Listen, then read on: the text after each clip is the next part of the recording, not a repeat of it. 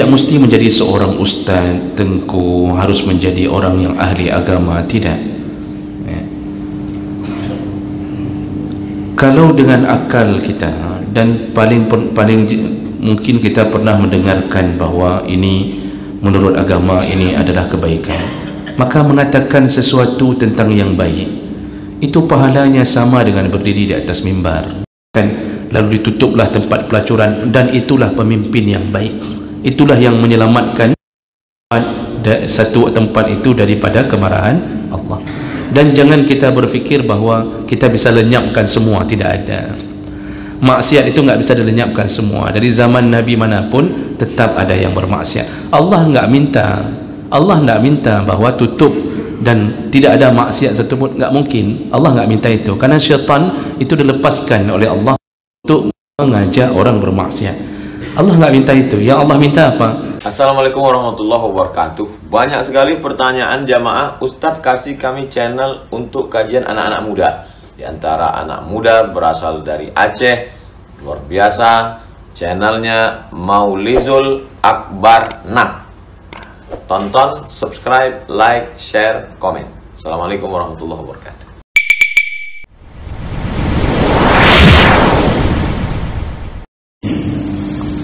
أشهد أن لا إله إلا الله وحده لا شريك له وأشهد أن محمدا عبده ورسوله الكريم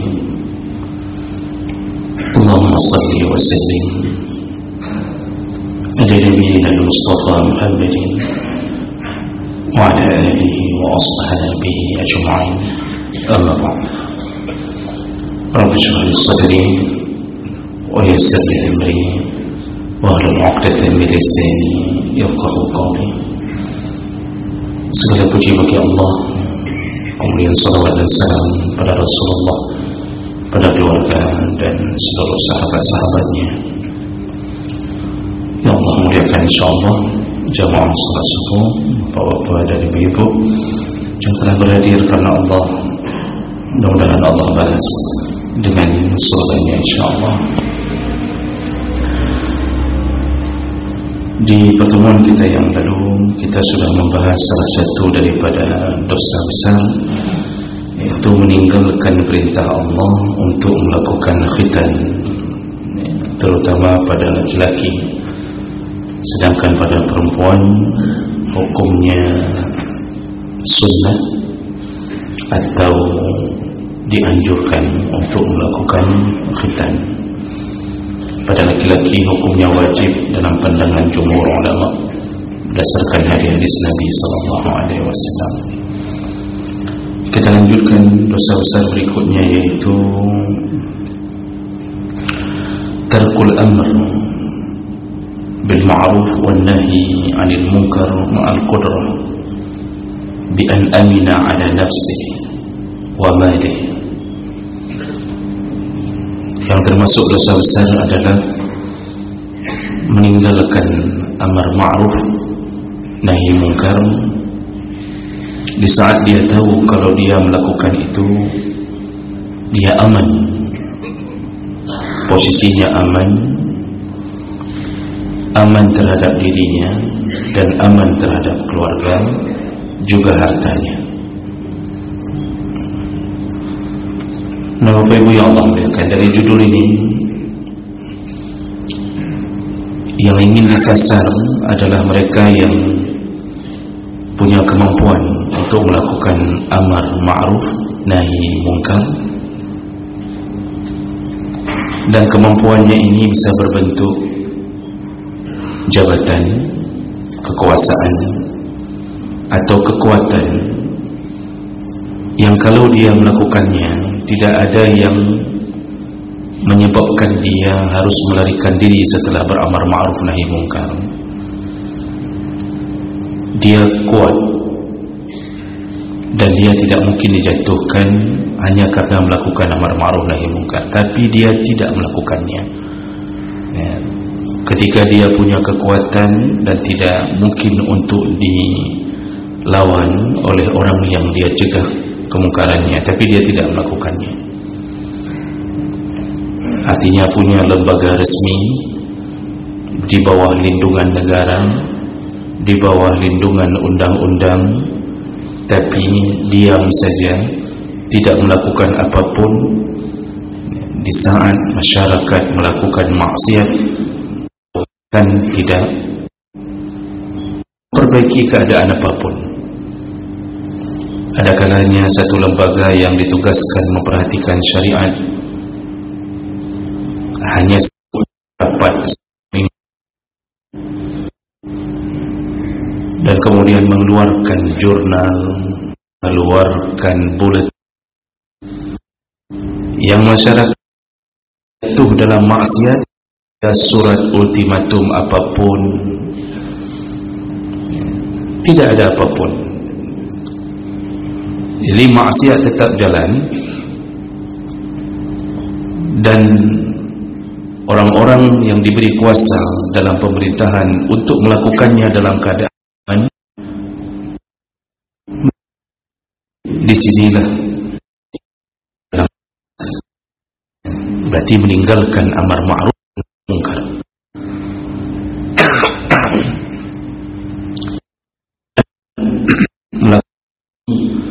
Pada dasarnya adalah menjadi semua diberi Subhanahu wa ta'ala banyak sekali menyebut ayat-ayat tentang wajibnya melakukan munkar. Di antaranya dalam surat Taubah ayat 71 Allah mengatakan wal mu'minuna wal mu'minat, orang mukmin laki-laki perempuan, ba'dhum ya ba'dhin, bersyarikat dalam saling melindungi.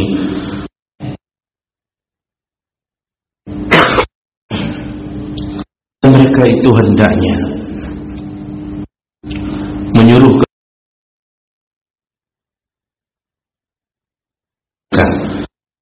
mereka melarang kemungkaran. Itulah tugas mukmin dan mukminat. Dalam surat Al-Maidah ayat 2 Allah katakan wa ta'awanu 'alal birri, tolong-menolonglah engkau dalam kebaikan dan ketakwaan, wa la ta'awanu 'alal ismi wal 'udwan, di dalam kubur. Dan inilah yang menjadi tugas kita, Bapak Ibu ya Allah. Kita punya pengetahuan tentang kebaikan, ajarkanlah. Jadi beramar ma'ruf, suruhlah kebaikan, dan paling kurang tidak harus berdiri di atas mimbar. Lisan kita ini bisa bergerak kapanpun, dimanapun mendakwahkan kebaikan. Minimal kita dakwahkan untuk diri kita sendiri dan keluarga, itu minimal. Karena nanti ujungnya di akhir zaman kita hanya mampu beramar ma'ruf dan nahi mungkar hanya pada skop yang paling kecil, yaitu keluarga kita. Makanya Allah katakan qu anfusakum wa ahlikum nara, jagalah dirimu dan keluargamu dari api neraka. Ini yang bisa dilakukan, dan tidak mesti menjadi seorang ustaz tengku, harus menjadi orang yang ahli agama, tidak. Kalau dengan akal kita, dan paling mungkin kita pernah mendengarkan bahwa ini menurut agama ini adalah kebaikan, maka mengatakan sesuatu tentang yang baik itu pahalanya sama dengan berdiri di atas mimbar. Kadang-kadang tidak semua orang diizinkan berdiri di atas mimbar, karena hari ini mimbar itu menjadi tempat yang selektif, kadang-kadang diukur dengan gelar seseorang. Jadi ini hal yang mungkin menjadi seleksi alam. Tapi Allah tidak mengatakan bahwa yang berhak beramar ma'ruf itu cuma golongan orang-orang yang sedikit diberi pengetahuan oleh Allah, tidak. Seorang ayah mengatakan ke anaknya, nak, jangan sampai tinggal salat. Lalu dia bawa anaknya bersamanya salat berjamaah, sehingga dia kenal bagaimana tata cara berjamaah. Lalu dia nasihati anaknya, kalau di masjid jangan buat ribut, kalau di masjid jangan ganggu orang solat. Itu semuanya amar ma'ruf. Dia suruh istrinya untuk memakai pakaian yang menutup aurat. Dia larang istrinya keluar dengan minyak wangi berlebihan di luar rumahnya atau berdandan yang menyebabkan fitnah. Itu juga nahi mungkar. Dan ayah ini mendapat pahala besar dari Allah Subhanahu wa taala. Allah mengatakan, "Wa man ahsanu qawlan mimman da'a ila Allah." Adakah lisan yang lebih baik atau adakah perkataan yang lebih baik kecuali mereka yang mendakwahkan kebaikan demi Allah atau untuk jalan Allah? Tidak ada, kata Allah. Semua kalimat yang kita keluarkan hari-hari, kita pimpin rapat, kita lakukan seminar di mana-mana, kemudian kita ajarkan pelajaran apapun, tapi yang terbaik adalah lisan yang mengatur kalimat untuk mengajak kebaikan kepada orang banyak. Itulah lisan terbaik. Dari Nabi awal, Allah telah bebankan bahwa hidup ini harus berputar. Walaupun generasi berganti, tapi amar ma'ruf nahi mungkar tidak pernah berhenti. Itu yang dibebankan kepada para nabi. Maka kita yang kemudian telah dipatenkan oleh Allah, nabi kita, nabi terakhir, tidak ada kemungkinan untuk ada nabi setelah itu. Maka kita lah orang-orang yang mewariskan dakwah amar ma'ruf nahi mungkar dari para nabi. Maka jangan tinggalkan ini sampai kiamat datang. Namun sayangnya orang hari ini kadang-kadang hanya pintar beramar ma'ruf tapi tidak mau melakukan nahi mungkar. Dan ini adalah penyebab kehancuran tatanan hidup. Sekaligus Allah juga menyebutkan bahwa ada azab yang sedang Allah persiapkan bagi mereka yang meninggalkan perkara ini. Jadi kita kadang-kadang lebih mudah amar ma'ruf. Kita pintar beramar ma'ruf, kita sertakan dalil, kita bacakan ayat, kita bacakan hadis, tapi kita ajak kebaikan, itu lebih mudah. Tapi melakukan nahi mungkar kita tidak lakukan. Inilah amalan orang Yahudi, kata Allah Subhanahu wa taala. Dulu para pembesar-pembesar Bani Israel itu hanya pintar dan bersemangat mengajak kebaikan, tetapi mereka duduk bersama orang-orang yang mungkar. Jadi mulutnya pintar ceramah, pintar beri tausiah, tetapi ketika menghadapi kemungkaran, mereka tidak lakukan nahi mungkar, hanya amar ma'ruf. Karena amar ma'ruf tanpa risiko. Yang beresiko itu nahi mungkar. Amar ma'ruf itu kalau kita ajak orang berbuat baik, orang tidak senang pun cuma diam saja. Yang kita ajak pun kebaikan. Kalau kita mengatakan sesuatu yang sifatnya mengajak salat, bayarlah zakat, lakukanlah haji bila mampu, enggak ada risiko. Orang mau dengar mau tidak pun dia tidak akan marah kepada yang memberi nasihat untuk amar ma'ruf. Yang beresiko itu kapan? Ketika kita mulai terjun kepada nahi mungkar. Kita mulai stop orang di jalan hanya gara-gara tidak memakai jilbab. Beresiko. Makanya orang-orang yang mulai melangkah kepada nahi mungkar itu harus mempersiapkan mental lebih. Semua orang yang hanya pintar bicara kebaikan, dipuji-puji orang, dinaikkan derajatnya oleh manusia. Orang-orang berkata, Masya Allah, sungguh indah nasihatnya. Tapi ketika orang disuruh untuk meninggalkan keburukan, mulailah orang akan memprotes, mengkritik, mengatakan, apa kepegahannya. Apalagi yang kita protes adalah kebiasaan masyarakat yang sudah mungkin ratusan tahun terbenam di dalam masyarakat, dan itu adalah kesalahan. Lalu kita katakan jangan lakukan itu lagi, jangan itu lagi. Maka di saat itulah mulailah terjadinya perlawanan. Makanya Allah ketika menurunkan ayat-ayat tentang amar ma'ruf, menyuruh kebaikan, itu ayatnya tanpa ada jenjang yang lama. Langsung kalimat-kalimat Allah tentang suruh kebaikan itu tidak ada jenjang atau periodisasi yang lama. Tapi begitu tentang nahi mungkar, Allah mulai mendakwahkan hambanya sendiri dengan jenjang waktu yang lama. Contohnya saja yang paling banyak kita ketahui, ketika melarang orang untuk minum arak atau khamar, itu perlu 3 periode untuk membuat orang bisa meninggalkan khamar. Jadi enggak langsung dihantam oleh Allah haram, tidak. Dikasih tahu dulu bahwa di dalam khamar itu ada baiknya, cuma banyak keburukannya. Lalu kemudian setelah lama mereka terbiasa untuk mengetahui bahwa khamar itu ada keburukan-keburukan. Lalu kemudian mulailah Allah mengatakan jangan salat kalau sedang mabuk. Mabuk boleh, ini bahasa Allah. Jadi mabuk itu boleh, tetapi jangan sampai bawa ke dalam salat.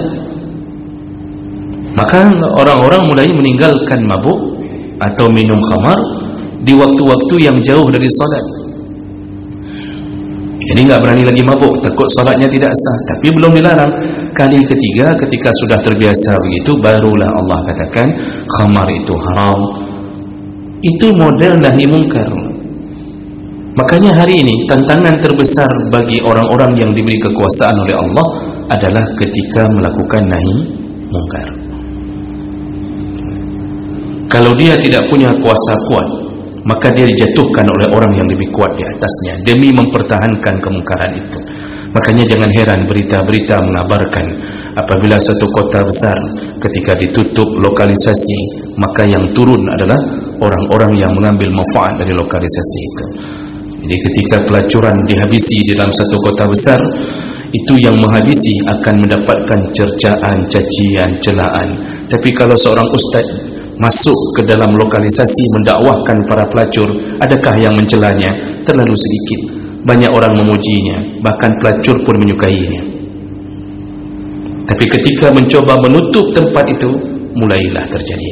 Dan Allah Subhanahu wa taala mengatakan inilah kebiasaan Yahudi, sehingga disebutkan di dalam surah Al-Maidah ayat 79, 78, 79. Apa kata Allah? Lu'ina alladhina kafaru min bani Israel. Allah laknat orang-orang kafir dari Bani Israel ala lisani Daud wa Isa bin Maryam. Mulai dari lisannya Nabi Allah Daud sampai Isa ibn Maryam, semuanya melaknat. Apa yang dilaknat? Zalika bima asaw wa kanu ya'tadun, yaitu dengan maksiat mereka dan melampaui batasnya mereka. Bagaimana melampaui batas mereka? Kanu la yatanahawna an munkar. Kata Allah, kebiasaan Bani Israel Yahudi itu la yatanahawna 'anil munkar. Mereka tidak melakukan nahi mungkar. Jadi sudah saling la yatanahaw, itu sudah tidak saling lagi mencegah kemungkaran. Fa'aluhu, dan itu mungkar yang mereka sudah lakukan. Labi sama kanu ya'malun, sungguh buruk perlakuan mereka. Maka diberi banyak azab oleh Allah. Ini orang-orang yang menjadi ruhban atau rahib di masa Bani Israel. Keadaannya begitu, Pak. Jadi cuma naik dari satu mimbar ke mimbar lain, katakan yang ini. Tapi tidak ada yang berani menahan, tidak ada yang berani mengatakan bahwa riba itu haram, kredit berbunga itu haram. Tidak ada. Jadi semuanya hanya mengajak pada kebaikan. Marilah kita berbuat baik, marilah kita masuk surga. Tidak ada waktu itu yang sudah mulai langsung turun mencegah kemungkaran. Maka apa kata Allah? Dilaknatlah mereka. Jadi timpang, hanya mengatakan amar ma'ruf tapi meninggalkan nahi mungkar. Kalau sudah sampai pada tahap kedua-duanya ditinggalkan atau salah satunya, maka Nabi SAW itu telah menyebutkan tentang akan turunnya azab. Jadi ketika mulut orang-orang yang faham mulai terkunci, bahkan ikut duduk bersama dengan orang-orang yang mungkar, melanggengkan kemungkaran mereka. Jadi kalau dulu Masya Allah, sebelum mendapat jabatan apapun, suaranya frontal, keras, mengatakan begini, mengatakan begitu, bahwa ini zalim, itu zalim. begitu diajak duduk bersama, diberi makan, bahkan diberi jabatan, mulutnya terkunci untuk mempertahankan legalitas jabatannya. Dan itulah yang terjadi di akhir zaman. Ada masih tersisa orang-orang yang berani, tapi dia akan dibuat terkunci di tempatnya sendiri. Bahkan mereka ditangkap, dipenjarakan agar tidak melakukan nahi mungkar di tengah-tengah masyarakat, karena nahi mungkar merajalela, karena kemungkaran merajalela. Tapi para penjilat, orang-orang yang punya ilmu lalu diam saja, yang penting gaji keluar di akhir bulan atau di awal bulan, mereka diam. Inilah yang dipelihara, bahkan setiap kalimat mendukung kemungkaran. Dan itu banyak terjadi. Dulu sebelum dapat jabatan, dia mengatakan bahwa hukum melakukan asuransi haram. Begitu dapat jabatan, berubah. Itu sekarang perlu didukung, itu begini, itu begini. Dan begitulah keadaan hari ini. Yang dimuliakan Allah Subhanahu wa taala, banyak hadis yang menyatakan kalau meninggalkan perkara ini tunggulah azab. Makanya Rasulullah mengatakan dari hadis riwayat Nasa'i,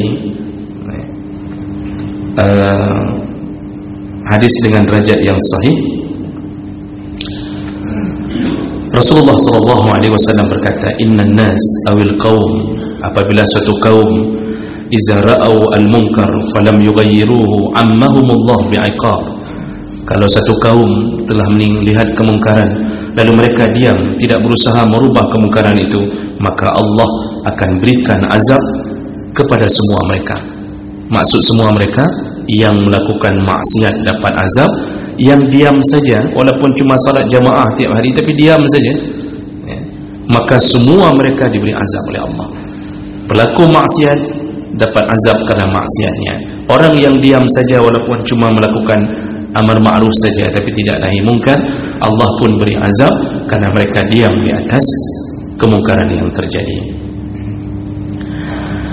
Lalu dalam hadis yang lain, hadis riwayat Abu Daud juga dengan derajat yang sahih, Rasulullah mengatakan, ma min qaumin, kalau ada satu kaum ya'malu fihim bil ma'asi, lalu di tengah-tengah mereka ada orang-orang yang bermaksiat, summa yaqdiruna ala ayyughayyiru, dan kaum itu bisa dan mampu mengubah dan mencegah maksiat itu, tapi mereka tidak rubah. Summa la yughayyirun, enggak dirubahnya, dibiarkan saja, Pak. Illa yushaka ayya'ummuhumullah bi'iqab, maka dipastikan akan turun azab kepada mereka. Makanya semua azab itu turunnya pasti berkenaan dengan diamnya kita pada amar ma'ruf nahi mungkar. Jadi kalau sudah semua komponen diam, berarti tunggu azab. Lihatlah hari-hari kita ketika sebelum tsunami datang. Kalau kita refleksi kembali, lihatlah hari-hari kita sebelum tsunami datang. Maksiat merajalela di tengah-tengah konflik. Di tengah-tengah konflik kita tidak berani mencegah maksiat. Bahkan malam terakhir sebelum tsunami, pesta besar-besaran di samping pantai-pantai, menghadirkan pelacur-pelacur dari berbagai kawasan, dan orang tidak bisa mencegahnya, tidak punya kekuatan. Ketika sudah memuncak kemarahan Allah, karena tidak ada lagi kekuatan yang bisa mencegah, maka Allah turun tangan langsung. Allah suruh lautan untuk menyiramkan airnya ke atas daratan. Hancurlah kemah-kemah tempat pelacuran di malam hari. Di malam itu, Pak. Itu kalau sudah memuncak maksiat, maka tidak boleh diam. Apalagi yang paling berat dosanya ini para penguasa, Pak. Paling berat. Kadang-kadang orang suka mendaftarkan diri untuk menjadi penguasa, tidak tahu resikonya. Semua maksiat yang terjadi di kota yang menjadi area kekuasaannya, dosanya dibebankan kepadanya di saat dia diam. Alhamdulillah kalau ada pemimpin hari ini yang memikirkan nasib tentang akhiratnya. Dia kerahkan pasukan-pasukannya, apakah WH, Satpol PP atau siapapun yang dia kerahkan, lalu ditutuplah tempat pelacuran. Dan itulah pemimpin yang baik, itulah yang menyelamatkan satu tempat itu daripada kemarahan Allah. Dan jangan kita berfikir bahawa kita bisa lenyapkan semua. Tidak ada. Maksiat itu enggak bisa dilenyapkan semua. Dari zaman Nabi manapun tetap ada yang bermaksiat. Allah enggak minta bahawa tutup dan tidak ada maksiat satupun. Enggak mungkin. Allah enggak minta itu. Karena syaitan itu dilepaskan oleh Allah untuk mengajak orang bermaksiat. Allah enggak minta itu. Yang Allah minta apa? Ada tidak usaha mencegah maksiat. Itu saja. Masalah berhasil tidak berhasil enggak penting kok. Enggak penting berhasil tidak berhasil. Enggak mungkin kita membiayai semua pelacur untuk mendapatkan kerja. Enggak mungkin kita menahan orang pacaran. Enggak pacaran di tepi jalan. Mereka akan cari jalan-jalan di pelosok-pelosok. Kita larang orang pacaran di bawah pohon. Mereka naik ke atas pohon. Enggak mungkin itu. Allah enggak peduli. Maksiat itu pasti berlaku karena syaitan dilepaskan, Allah tidak dibelenggu. Kecuali Ramadan, itu pun dibelenggu dengan berbagai tafsiran. Makanya Ramadan kurang maksiat. Enggak mungkin itu terjadi kita hapuskan maksiat. Yang Allah inginkan dari kita apa? Ada tidak suaramu mengambil andil dalam mencoba mencegah kemungkaran? Itu saja. Itu saja. Maka titip pesan kami kepada pemimpin. Kalau mau kota ini aman, tidak ditenggelamkan Allah, tidak diputuskan jembatan sehingga kita tidak mampu lagi bekerja. Kalau ingin Allah masih turunkan rahmatnya, maka tetaplah berprinsip, cegahlah kemungkaran. Cegahlah kemungkaran. Kadang-kadang sayang sekali orang diam. Maka saya kadang-kadang ulang kasus Pak. Itu di pasar Impres itu, rentenir berjalan-jalan Pak, di setiap lorong. Hampir semuanya menggunakan jasa rentenir. Tapi tidak ada pencegahan. Karena dianggap apa? Itu legal. Santai aja, itu legal. Dilegalkan oleh pemerintah. Nah, nggak ada. Kepala pasar diam. Kemudian orang-orang yang faham dan punya kuasa di situ juga diam. Memang kekuasaan menghadirkan. Maka oleh karena itu, pilihlah pemimpin yang berjiwa agama untuk membuat Indonesia ini tetap disayang Allah. Kalau terpilih pemimpin yang punya kelakuan suka bermaksiat, tunggulah azab berikutnya akan Allah hadirkan di tengah-tengah kita. Mudah-mudahan ini bermanfaat. Subhanakallahumma bihamdik, asyhadu an la ilaha illa anta, astaghfiruka wa atubu ilaik. Wassalamualaikum warahmatullahi wabarakatuh.